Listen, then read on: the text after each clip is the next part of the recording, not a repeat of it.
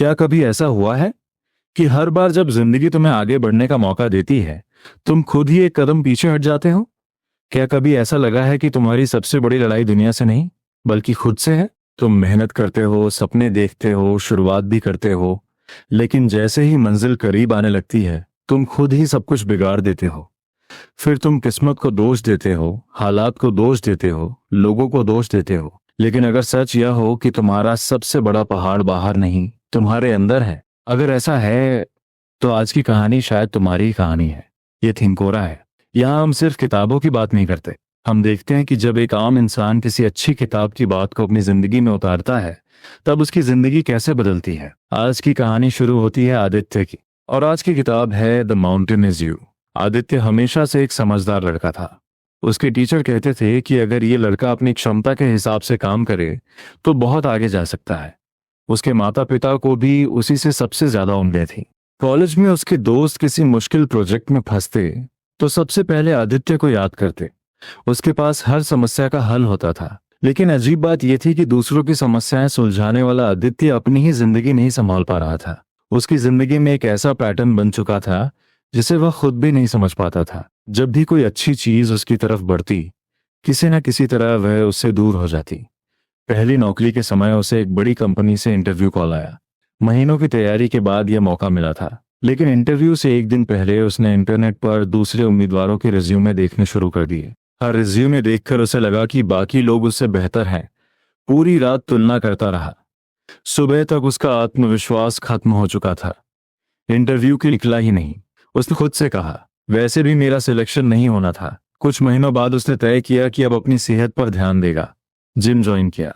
पहले 4 दिन पूरे जोश से गया। 5वें दिन शरीर में दर्द हुआ। 6ठे दिन उसने सोचा, आज आराम करता हूं। 7वें दिन बारिश हो गई। 8वें दिन ऑफिस में देर हो गई। 10वें दिन उसने खुद से कहा, अगले सोमवार से शुरू करूंगा। वह सोमवार कभी नहीं आया। फिर उसने अपने दोस्त के साथ एक छोटा ऑनलाइन बिजनेस शुरू करने की योजना बनाई। दोनों ने कई रातें जागकर काम किया। वेबसाइट तैयार थी, लॉन्च की तारीख भी तय हो चुकी थी। लेकिन लॉन्च से 2 दिन पहले आदित्य ने कहा, मुझे लगता है अभी हम तैयार नहीं है, थोड़ा और सुधार करते हैं। सुधार करते करते 3 महीने निकल गए। एक सुबह उन्होंने देखा कि बिल्कुल वैसा ही आइडिया किसी दूसरी कंपनी ने लॉन्च कर दिया है। उसके दोस्त ने सिर्फ इतना कहा, हम देर नहीं हुए, हम डर गए थे। आदित्य ने उस बात पर कोई जवाब नहीं दिया। लेकिन वह पूरी रात उस एक वाक्य के बारे में सोचता रहा। क्या सचमुच वह डर गया था, या उसकी किस्मत ही हमेशा ऐसी रही थी? उसे जवाब नहीं मिला। धीरे धीरे उसने अपनी हर असफलता के लिए एक नया कारण ढूंढना शुरू कर दिया। कभी समय सही नहीं था, कभी लोग सही नहीं थे, कभी पैसा कम था, कभी अनुभव कम था। और जब कोई कारण नहीं मिलता तो वह बस इतना कह देता, शायद मेरी किस्मत ही खराब है। उसे बिल्कुल अंदाजा नहीं था कि उसकी जिंदगी का सबसे बड़ा सच अभी उससे बहुत दूर था। उस रात आदित्य अपने कमरे में अकेला बैठा था। कमरे की सारी लाइटें बंद थीं।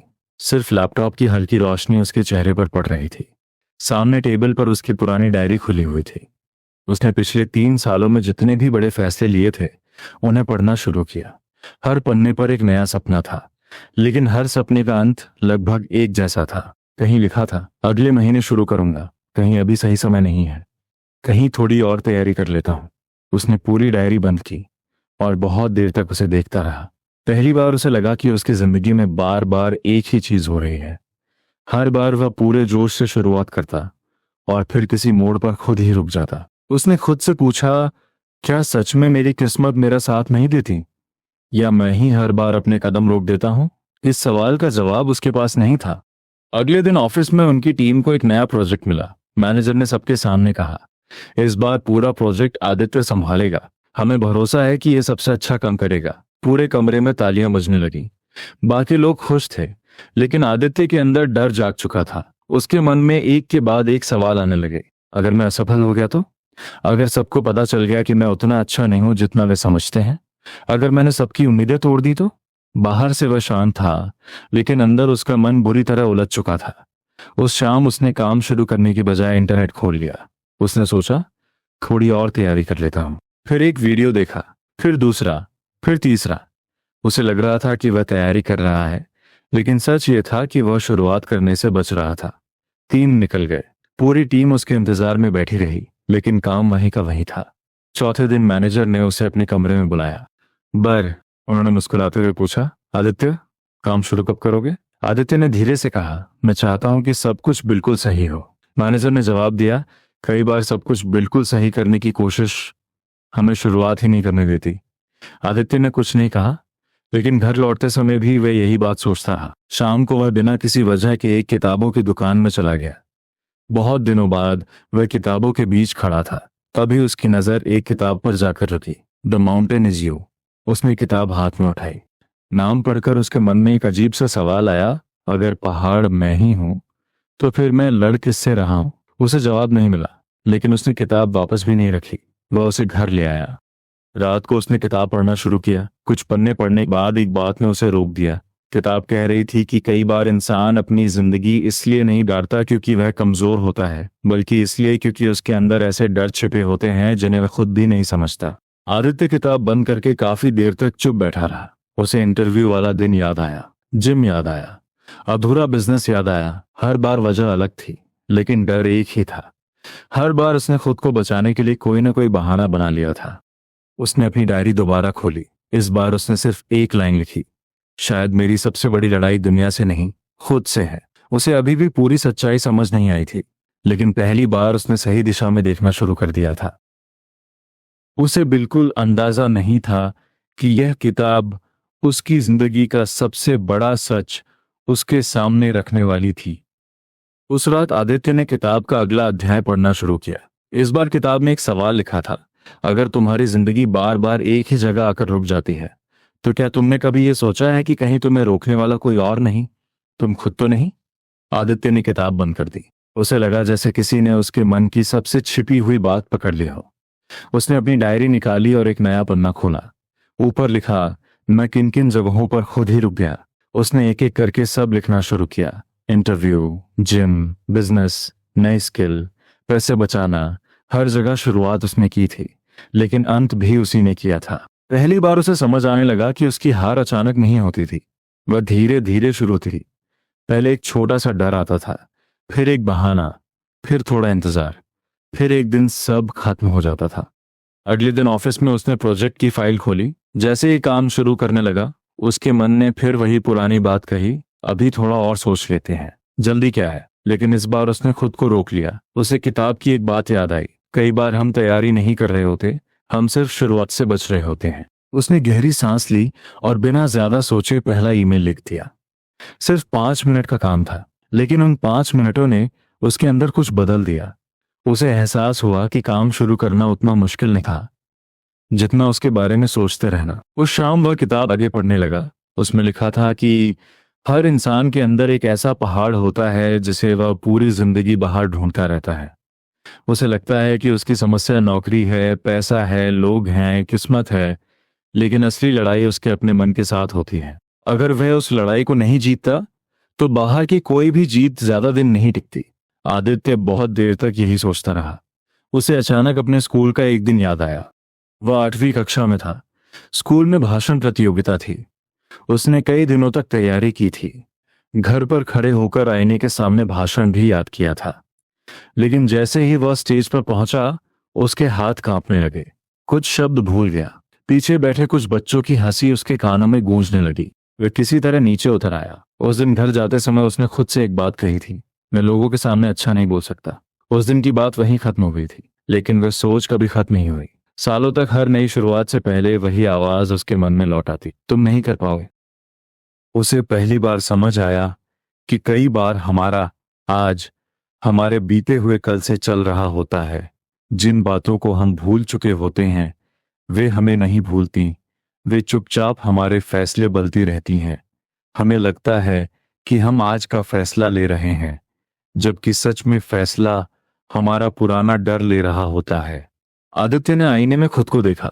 उसने धीरे से कहा, शायद मैं आज तक अपनी जिंदगी नहीं जी रहा था, मैं अपने पुराने डर की जिंदगी जी रहा था। किताब में आगे लिखा था कि जब तक इंसान अपने पुराने डर को पहचान नहीं लेता, वह बार बार वही गलतियां दोहराता रहता है। पहाड़ कभी रास्ते में नहीं था, पहाड़ हमेशा उसके अंदर था। उस रात आदित्य ने पहली बार अपने डर से भागने की बजाय उसे समझने का फैसला किया। उसे नहीं पता था कि यही फैसला उसकी जिंदगी का सबसे बड़ा मोड़ बनने वाला है। आदित्य ने उस रात पहली बार अपने डर से भागने की बजाय उसे समझने का फैसला किया। अगले दिन उसने ऑफिस जाने से पहले अपनी डायरी खोली और ऊपर लिखा, आज मैं किसी और को नहीं, खुद को बदलने की शुरुआत करूंगा।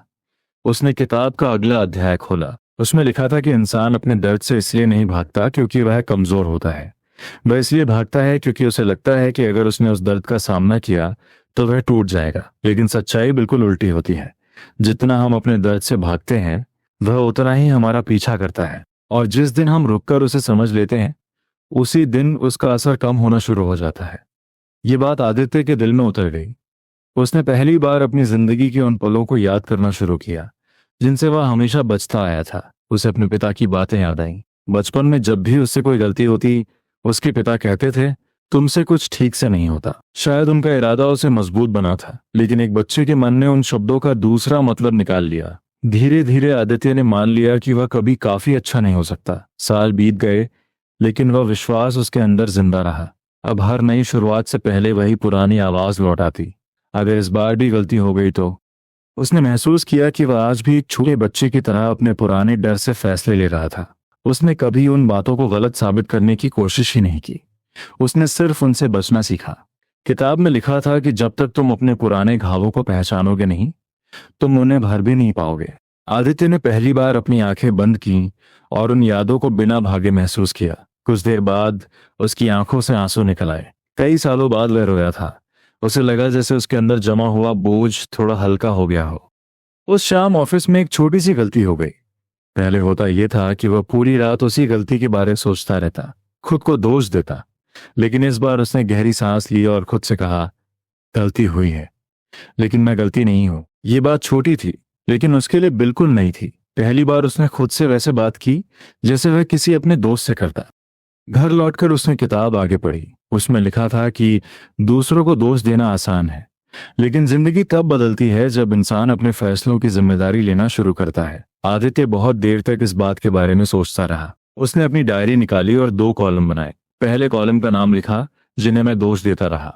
दूसरे कॉलम का नाम लिखा, जिसकी जिम्मेदारी मेरी थी। पहले कॉलम में उसने लिखा, किस्मत, समय, पैसा, लोग, हालात। दूसरे कॉलम में उसने लिखा, डर, टालना, खुद पर भरोसा न करना, शुरुआत से भागना। वह काफी देर तक उन दोनों कॉलम को देखता रहा।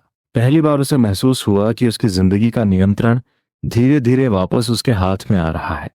अगले कुछ दिनों में उसने कोई बड़ा बदलाव नहीं किया। उसने सिर्फ छोटी छोटी बातें बदलनी शुरू की। अगर कोई काम मुश्किल लगता तो वह उसे टालने की बजाय 5 मिनट के लिए शुरू कर देता। अगर डर लगता तो वह खुद से पूछता, मैं सच में किस बात से डर रहा हूं? अगर कोई गलती होती तो वह खुद को सजा देने की बजाय उससे सीखने की कोशिश करता। उसे समझ आने लगा कि बदलाव बाहर से नहीं आता, वह हर दिन लिए गए छोटे छोटे फैसलों से बनता है। एक रात किताब में उसने एक लाइन पढ़ी जिसने उसे अंदर तक बदल दिया, जिस इंसान का तुम इंतजार कर रहे हो वह तुम खुद हो। आदित्य बहुत देर तक उसी लाइन को देखता रहा। उसे एहसास हुआ कि वह हमेशा किसी सही समय, सही मौके या सही इंसान का इंतजार करता रहा, लेकिन शायद उसे सिर्फ खुद का इंतजार खत्म करना था। उसी रात उसने तय कर लिया कि अब वह अपनी पुरानी पहचान के सहारे नहीं जिएगा। अब वह हर दिन अपने नए रूप को बनाने की कोशिश करेगा। उसे नहीं पता था कि असली बदलाव अभी बाकी था। आदित्य ने उसी रात फैसला कर लिया कि अब वह सिर्फ समझेगा नहीं, बदलेगा भी। अगली सुबह जब अलार्म बजा तो उसके मन ने फिर वही पुरानी बात कही, आज रहने दो, कल से शुरू करेंगे। कुछ पल के लिए वह बिस्तर पर ही पड़ा रहा। फिर उसे किताब की एक बात याद आई, नई जिंदगी किसी बड़े फैसले से नहीं, छोटे छोटे फैसलों से बनती है। उसने बिना ज्यादा सोचे बिस्तर छोड़ दिया। उस दिन उसने कोई बड़ा लक्ष्य पूरा नहीं किया, उसने सिर्फ अपना पहला वादा निभाया। कई महीनों बाद उसे महसूस हुआ कि उसने अपने मन की नहीं, अपने फैसले की सुनी है। ऑफिस पहुंचकर उसने सीधे अपना प्रोजेक्ट खोला। पहले वह हर छोटी चीज को बार बार ठीक करता रहता था।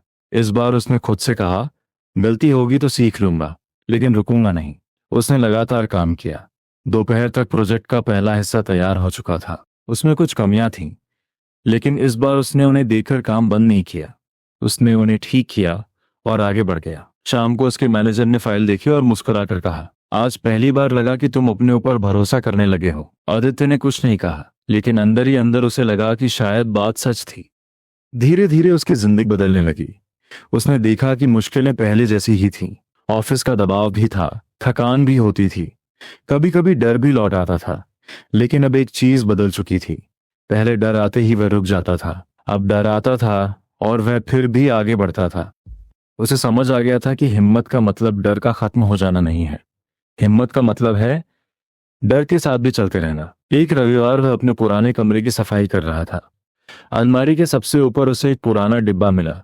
उसने खोला तो उसमें उसकी स्कूल की कॉपियां, कुछ तस्वीरें और एक पुरानी डायरी रखी थी। उसी डायरी में एक पन्ने पर उसने बचपन में लिखा था, जब मैं बड़ा हो जाऊंगा तब मैं किसी भी चीज से नहीं डरूंगा। आदित्य उस लाइन को पढ़कर मुस्कुराया। उसने धीरे से कहा, डर तो आज भी है, लेकिन अब मैं उससे भागता नहीं हूं। उसने उसी डायरी के आखिरी पन्ने पर एक नई लाइन लिखी, पहले मैं अपनी जिंदगी बदलना चाहता था, अब मैं खुद को बदल रहा हूं। लिखते ही उसे महसूस हुआ कि असली बदलाव यही था। नौकरी वही थी, शहर वही था, लोग वही थे, लेकिन उन्हें देखने वाला इंसान बदल चुका था। अब वह हर मुश्किल को सजा नहीं, सीख की तरह देखता था। हर गलती उसे रोकती नहीं थी, बल्कि आगे बढ़ना सिखाती थी। उसने समझ लिया था कि इंसान तब तक बार बार उसी जगह लौटता रहता है जब तक वह अपने अंदर छिपे उस पहाड़ पर चढ़ना नहीं सीखता। कुछ महीनों बाद वही आदित्य, जो कभी इंटरव्यू में जाने से डर गया था, अपनी कंपनी की पूरी टीम के सामने नए कर्मचारियों को प्रोजेक्ट समझा रहा था। बोलते समय उसके हाथ नहीं कांप रहे थे, क्योंकि अब वह लोगों को प्रभावित करने की कोशिश नहीं कर रहा था, वह सिर्फ अपना काम कर रहा था। उस दिन उसकी नजर कमरे के शीशे पर पड़ी। उसे अपना पुराना रूप याद आया, वह लड़का जो हर बार खुद ही अपनी राह रोक देता था। उसने मन ही मन कहा, धन्यवाद, क्योंकि अगर तुम बार बार नहीं टूटते तो मैं कभी खुद को समझ नहीं पाता। उस रात उसने द माउंटेन इज यू की आखिरी लाइन पढ़ी और किताब बंद कर दी। अब उसे समझ आ चुका था कि जिंदगी का सबसे ऊंचा पहाड़ कोई नौकरी, कोई सपना या कोई मंजिल नहीं होती। सबसे ऊंचा पहाड़ हमारा अपना मन होता है, और जो इंसान उस पहाड़ पर चढ़ना सीख लेता है, उसके लिए दुनिया की कोई भी मंजिल दूर नहीं रहती।